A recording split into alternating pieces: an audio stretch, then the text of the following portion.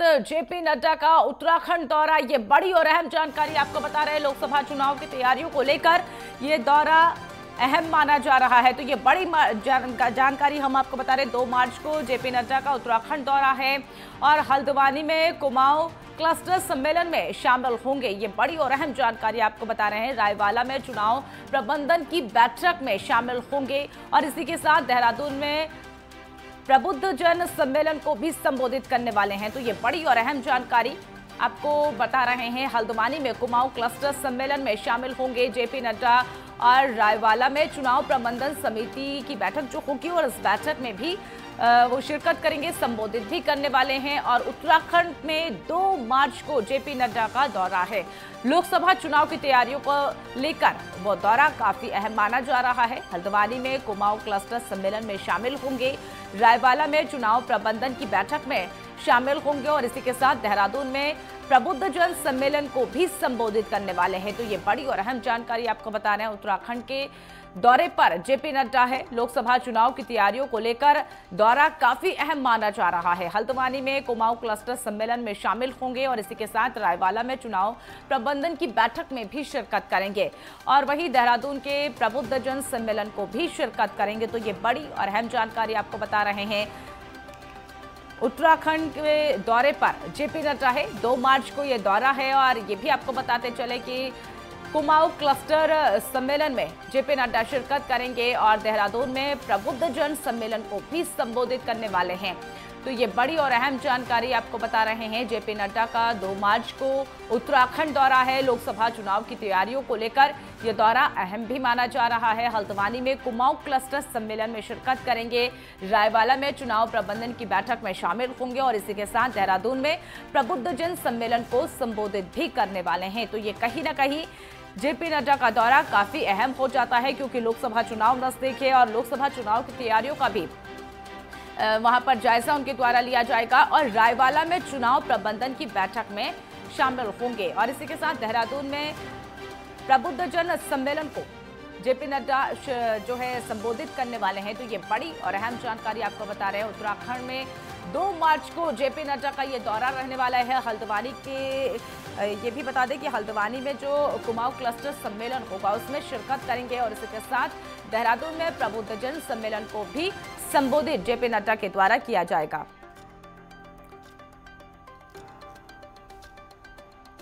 इस खबर पर और अधिक जानकारी के लिए हमारे साथ हमारे सहयोगी देहरादून से ज्ञानेंद्र तिवारी हमारे साथ लाइव जुड़ चुके हैं। ज्ञानेंद्र, उत्तराखंड के दौरे पर अब जेपी नड्डा है और कहीं ना कहीं लोकसभा चुनाव है और उससे पहले लगातार दौरे का सिलसिला देखा जा रहा है।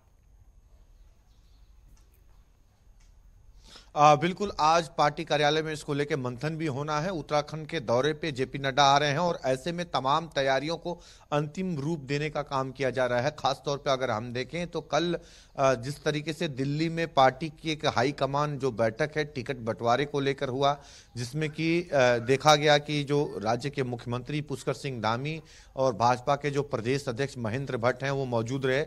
2 दिनों तक ये बैठकों का जो दौर था वो जारी था। परसों भी ये बैठक हुई, कल भी ये बैठक हुई और ऐसे में हर सीट पे तकरीबन 5 से 9 उम्मीदवारों की जो लिस्ट है वो भेजी गई थी और संभावनाएं हैं कि इस बार पार्टी की तरफ से कई सीटों पे प्रत्याशियों को बदला जा सकता है। इन तमाम चीज़ों पे आने वाले समय में 1-2 दिन के अंदर मुहर लगनी है और इसी के मद्देनज़र इसी चुनावी टिकटों बंटवारे और तमाम समीकरणों को देखते हुए जेपी नड्डा का जो दौरा उत्तराखंड में है और विशेष तौर पे अगर हम देखें तो देहरादून में वो पार्टी के पदाधिकारियों के साथ मंथन करते हुए नजर आएंगे। इसके अलावा वो हरिद्वार भी पहुंचेंगे, हल्द्वानी भी पहुंचेंगे। यानी कि अगर हम देखें तो देहरादून से गढ़वाल की जो सीटें हैं उसको एक तरफ साधते हुए, टिहरी की सीट को साधते हुए नजर आएंगे, पौड़ी की सीटों को साधते हुए नजर आएंगे और तमाम जो पदाधिकारी होंगे और जो उम्मीदवार के तौर पे जिन्होंने अपनी चुनाव लड़ने की इच्छा जाहिर की है उनके साथ उनका मंथन होता हुआ नजर आएगा। अगर हरिद्वार वो पहुंचते हैं, कार्यकर्ताओं से मुलाकात उनकी होती है, तो उस दौरान अगर हम देखें तो कहीं ना कहीं साधु संत से भी उनकी मुलाकात रहेगी। पार्टी की जो रणनीतियां हैं चुनाव के मद्देनजर उसको कहीं ना कहीं अपने कार्यकर्ताओं और पदाधिकारियों के साथ साझा करते हुए वो नजर आएंगे। अगर वो हल्द्वानी भी पहुंचते हैं जैसा कि कार्यक्रम बताया जा रहा है, अगर हल्द्वानी जाएंगे तो हल्द्वानी से सीधे वो नैनीताल सीट और अल्मोड़ा सीट को लेके मंथन करते हुए नजर आएंगे। उन इलाकों में क्या कुछ उम्मीदवार जो हैं, वर्तमान के जो सांसद हैं, उनका क्या फीडबैक है जनता के बीच में, कार्यकर्ताओं के माध्यम से, पदाधिकारियों के माध्यम से जानने की कोशिश करेंगे। और जैसा कि संभावनाएं हैं कि कहा जा रहा है कि पार्टी स्तर पे तमाम जो फीडबैक दिल्ली पहुंचाए गए हैं उसे धरातलीय स्तर पे पहुंच के जेपी नड्डा जांचने और परखने की कोशिश करेंगे। और बताया जा रहा है कि कई सीटों पे प्रत्याशी जो है बदले जाएंगे। उत्तराखंड के अंदर 5 लोकसभा सीटें हैं और ऐसे में देखा जाए तो दोनों बार से लगातार 5 सीटों पे भाजपा ने अपनी जीत हासिल की है। इस बार भी वो इसे दोहराना चाह रहे हैं, यानी कि तीसरी बार भी इसे जीतना चाह रहे हैं। और ऐसे में ये तमाम जो समीकरण और तमाम जो कोशिश है इसी के मद्देनजर किया जा रहा है। और ऐसे में कई प्रत्याशियों को बदला जाएगा, जैसा कि संभावनाएं हैं कि हरिद्वार जिस तरीके से लोकसभा चुनाव नजदीक है और ऐसे में पार्टियों का सिलसिला देखा जा रहा है, तैयारियां लगातार की जा रही है। अब जेपी नड्डा उत्तराखंड के दौरे पर है, कहीं ना कहीं क्या प्रत्याशियों के चयन को लेकर भी वहां पर बातचीत का सिलसिला देखा जा सकता है?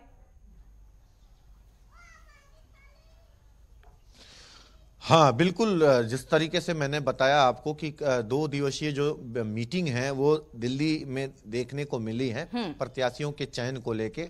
और ऐसे में हर सीट पे तकरीबन 5 से 9 नाम उम्मीदवारों के दिल्ली हाईकमान को सौंपे गए हैं। टिहरी सीट पे तकरीबन 7 नाम सौंपे गए हैं। इसी प्रकार से हरिद्वार की सीट पे तकरीबन 8 से 9 नामों का पैनल भेजा गया है। इसी प्रकार से तकरीबन 5 से 9 के करीब हर सीटों पे जो नाम हैं वो दिए गए हैं। और ऐसे में संभावनाएं हैं, जैसा कि मैं बता रहा था, कि Haridwar seat, Pauri seat, Almora seat और नैनीताल सीट, ये ऐसी सीट है जहां पे प्रत्याशी बदले जा सकते हैं। और ऐसे में अगर हम देखें तो मौजूदा जो सांसद हैं उनका फीडबैक भी लिया गया है।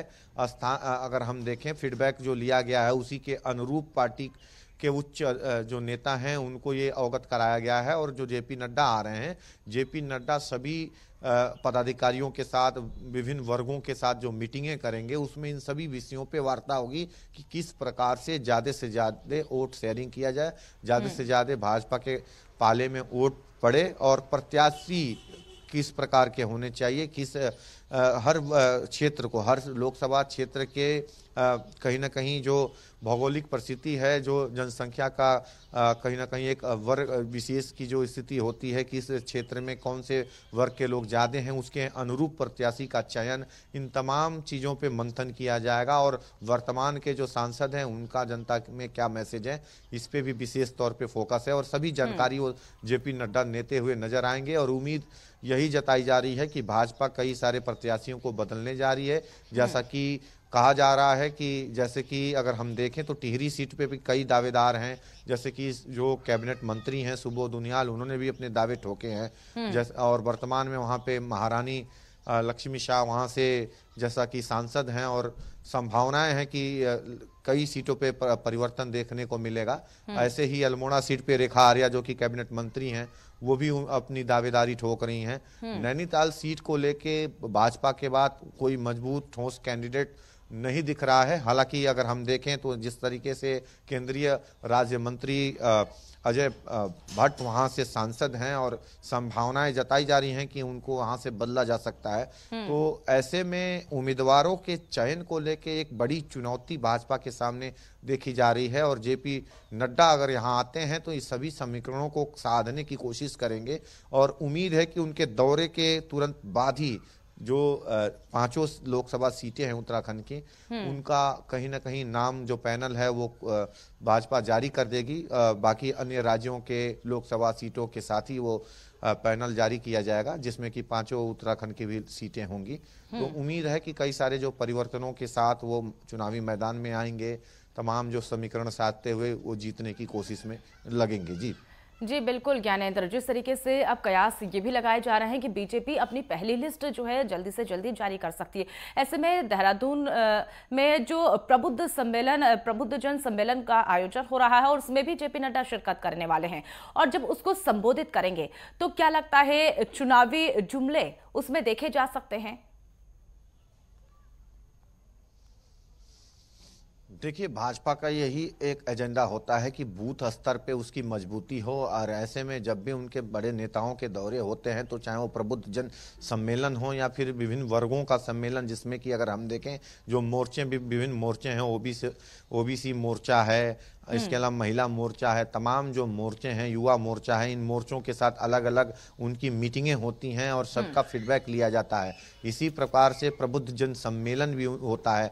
विभिन्न वर्ग और विभिन्न वर्गों के जो प्रबुद्ध जन उसमें उपस्थित होते हैं, विभिन्न क्षेत्रों के। और ऐसे में पार्टी और सरकार की जो नीतियां चलाई जा रही हैं, योजनाएं चलाई जा रही हैं, उनका समाज पे क्या असर पड़ रहा है, वो प्रबुद्ध जनों के माध्यम से जानने की कोशिश करते हैं। और यही वजह होती है कि पार्टी की यही सभी समीकरण आने वाले चुनाव में कहीं ना कहीं उनकी मजबूती के रूप में खड़ा होती है। इन सभी समीकरणों को साधते हुए प्रत्याशी का चयन एक चुनौती पूर्ण तरीके से उत्तराखंड के अंदर देखने को मिल सकता है। और जेपी नड्डा का जो दौरा है, उसको लेके पार्टी स्तर पे तमाम तैयारियों को अंतिम रूप दिया जा रहा है। जेपी नड्डा यहाँ अगर आते हैं तो पार्टी के कार्यकर्ता पदाधिकारियों में भी एक जोश भरने का काम करेंगे। तमाम चुनावी जो मूल मंत्र उनकी तरफ से दिए जाएंगे, जिसको आने वाले समय में वो चुनाव के दौरान, प्रचार प्रसार के दौरान वो कार्यकर्ता पदाधिकारी उसका प्रयोग करते हुए नजर आएंगे और कोशिश करेंगे कि 5 सीटों को एक बार जीता जाए। तो ये सभी समीकरण इसी के मद्देनजर किए जा रहे हैं। जी ज्ञानेंद्र, अगर बात कर ली जाए, जब चुनाव प्रबंधन की बैठक में भी जेपी नड्डा शामिल होने वाले, फिलहाल आप हमारे साथ जुड़े, तमाम जानकारी साझा की, इसके लिए बहुत बहुत धन्यवाद।